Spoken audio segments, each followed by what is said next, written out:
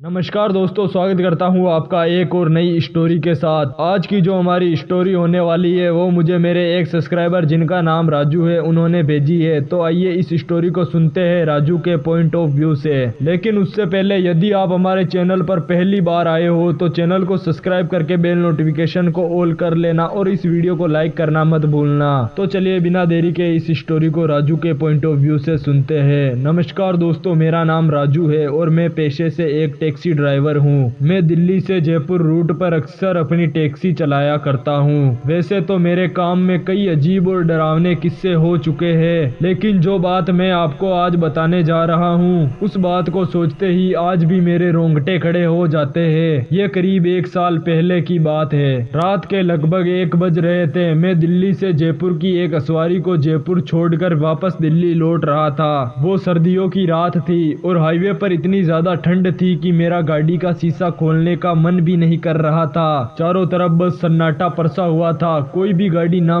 तो मेरे आगे थी और ना ही मेरे पीछे थी, यानी कि मेरी अकेली ही गाड़ी चल रही थी। तभी कुछ दूर चलने के बाद मैंने अचानक एक औरत को रोड के किनारे खड़ा हुआ पाया। उस औरत ने सफेद साड़ी पहन रखी थी और उस औरत के बाल भी बिखरे हुए थे और वह औरत अपना हाथ हिलाकर मुझे रुकने का इशारा कर रही थी। और मैंने भी सोचा कि शायद से कोई जरूरतमंद होगी। वैसे भी रात का समय था और मैं किसी की भी मदद करने से कभी भी पीछे नहीं हटता था। फिर मैंने अपनी गाड़ी रोकी और शीशे को नीचे किया। कहाँ पर जाना है बहन जी, मैंने पूछा। उस औरत ने जवाब दिया, बस आगे वाले गांव तक। उसकी आवाज बड़ी ठंडी और गहरी थी, जैसे कि उस आवाज में कोई भावना ही न हो। फिर मैंने कहा बैठिए और मैंने अपनी गाड़ी का दरवाजा खोल दिया। वह चुपचाप पिछली सीट पर बैठ गई, लेकिन जैसे ही मैंने गाड़ी का दरवाजा बंद किया मेरी रीढ़ की हड्डी में एक अजीब सी सिहरन दौड़ गई। मुझे ऐसे लगा जैसे गाड़ी का तापमान अचानक से गिर गया हो। मैंने रिव्यू मिरर में उस औरत को देखा, लेकिन उस औरत का चेहरा पूरी तरह से छिपा हुआ था।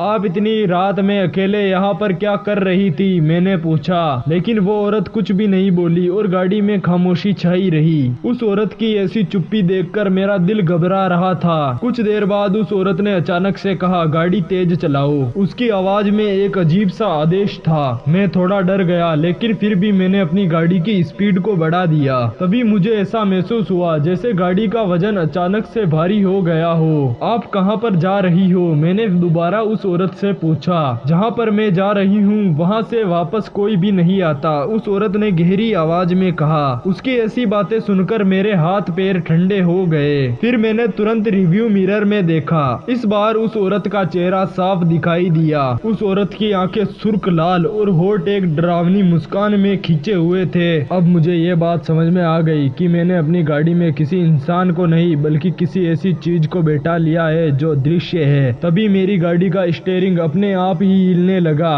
और गाड़ी के ब्रेक भी काम नहीं कर रहे थे और गाड़ी का स्पीडोमीटर 100 से भी ऊपर चला गया। मुझे ऐसा लग रहा था कि मेरी गाड़ी अब किसी अनजान जगह की तरफ बढ़ रही है। वो औरत जोर जोर से हंसने लगी और उस औरत की हंसी इतनी डरावनी थी कि मुझे ऐसा लग रहा था कि मेरे कान के पर्दे फट जाएंगे। क्यों रोका मुझे, उस औरत ने चिल्लाते हुए कहा। मुझे माफ कर दो, मुझे नहीं पता था कि आप, इतना कहकर मैं रुक गया। उस औरत ने कहा, जो भी इंसान मेरे लिए रुकता है उसे अपनी जान देनी पड़ती है। उसने इतना कहते ही मेरी तरफ अपने हाथ बढ़ाए। उसके हाथ ठंडे और बर्फ जैसे महसूस हो रहे थे। तभी अचानक मुझे मेरे दादाजी की बात याद आई। उन्होंने कहा था, अगर कभी भी कुछ ऐसा हो तो हनुमान चालीसा का जाप करो। मैंने कांपते हुए हनुमान चालीसा का जाप करना शुरू कर दिया।